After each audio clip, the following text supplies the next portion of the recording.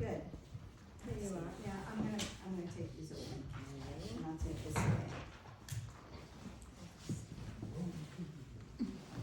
But Linda is going to do her show out beyond the lectern, so I'm going to turn on my phone and I'll capture everything that she does, hopefully. But please tell us about yourself a little bit. I'm psychic, and I already know you enjoyed me. Thanks a lot. Yes, I'm going to perform psychometry tonight.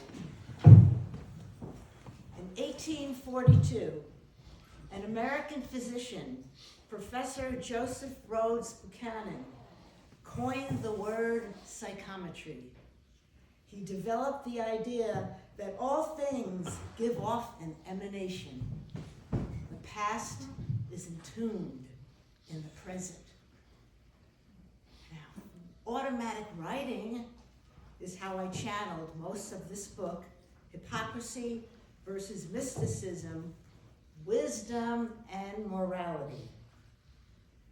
Through telepathic and spiritualistic origin. It is also called psychography. I write what I hear in my mind's ear.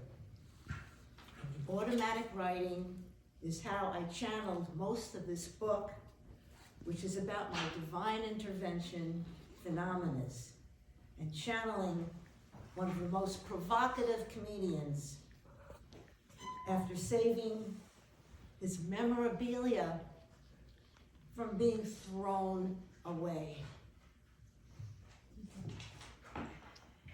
I'm going to read one of my phenomena that have happened for me. I'm sorry. Okay, there we go. That's better. Oh, you're in the mood. Whoa, whoa, whoa, whoa.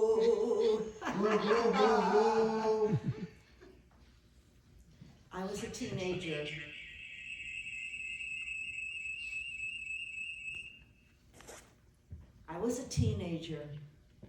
Enjoying the day swimming at my local beach in Long Island. After jumping off a float into the water, 3 guys I knew approached me and started tugging at my bathing suit. I must have been about 14, trying to pull it off. They began splashing and dunking me relentlessly. The lifeguard was not able to rescue me because he could not see beyond the front of the float. As they persisted with this abhorrent behavior, my will to survive was fading fast. I lost my strength, gave up, and was going to drown. As I was about to submerge underwater, I looked up in the sky and asked God, "Is this the end for me?" After hearing a loud, thunderous voice answer, "No, no." I then felt a force take hold of my body and transport me safely to the shore. It was so surreal, as if I were in the back seat of a car and not the driver. My mom was at the beach that day, and I could not bear to upset her about this incident.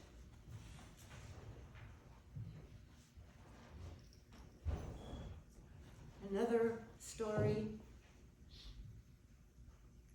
I was 6 years old, my brother was 12, in our Long Island town. Santa Claus was going to land by helicopter in a parking lot one Christmas Day in our hometown. My older brother Howard, age 12, and myself 6, were thrilled to see him. When the helicopter landed, Howard clutched my hand tightly as people rushed towards Santa.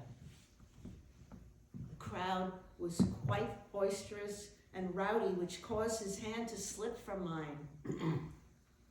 I did not know where my brother went, nor see my way out of the frenzied mob. Everyone around me was much bigger than I.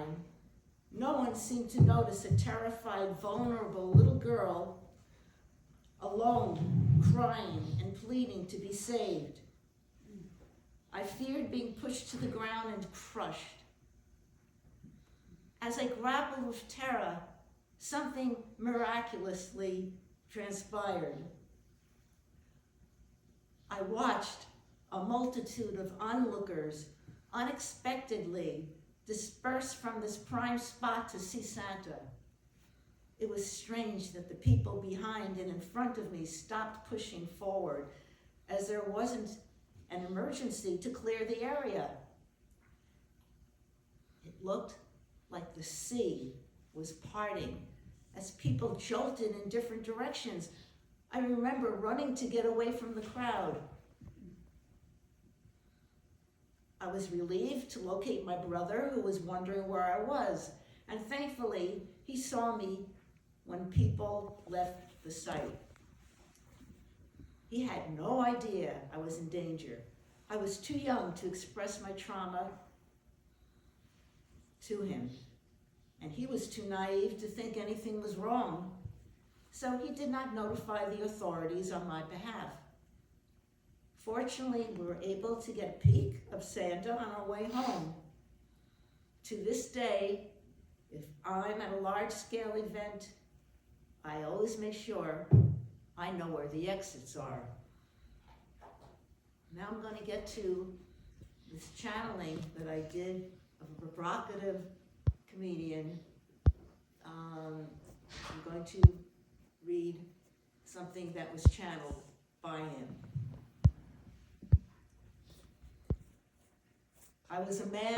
He was a man of his word, as you might have heard.